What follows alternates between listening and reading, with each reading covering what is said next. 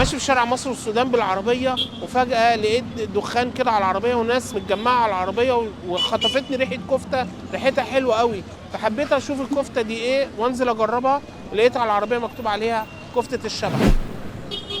اول حاجه هم بيصبعوا الكفته وبعد كده ينزلوا بيها على الشوايه، وبعد ما تتشوي بيكون محضر لها العيش الشامي، بيحط عليه البقدونس والبصل والطماطم، يحط صباع الكفته عليه ويغرقه بالطحينه، صوص الطحينه بتاعه، وبعد كده يلفوا رول. والمميز بقى في الساندوتش عند الشبح ان هو بياخد الساندوتش ده كله وينزل بيه على الجريل عشان يديله تيست كويس ويحمصه من ناحيتين.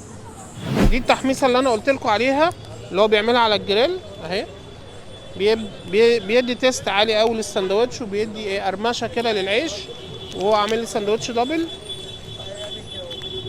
اهو. هو في 2 صباع كفته جوه.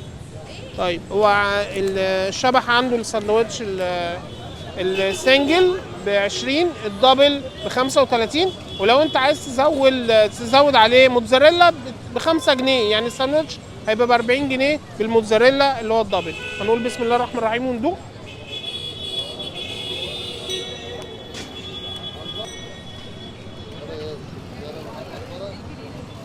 هو ده دبل ولا انا حاسه زنجل ولا ايه بالظبط؟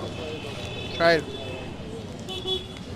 طيب هو الدبل انا كنت مفكره صباعين كفته، لا هو قال لي ان الدبل بيبقى صباع اتخن من الصباع العادي اللي هو السنجل، يعني بدل ما يبقوا صباعين هو متخن الصباع شويه. لا هو واحد بس هو عامله ايه تخين شويه.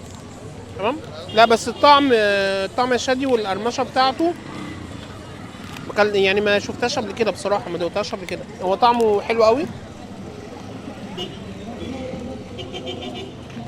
الساندوتش ده بقى كفته لسه نازله من على الفحم سخنه، مع البقدونس والطماطم والبصل والطحينه اللي عليه، عامله ايه، عامله كوكتيل كده في بق الواحد مع البرد ده. ساندوتش حلو قوي. بس ده كان نهايه الفيديو بتاعنا النهارده من عند كفته الشبح شارع مصر والسودان. اشوفكم في فيديو قادم ان شاء الله، والسلام عليكم ورحمه الله وبركاته. مع السلامه.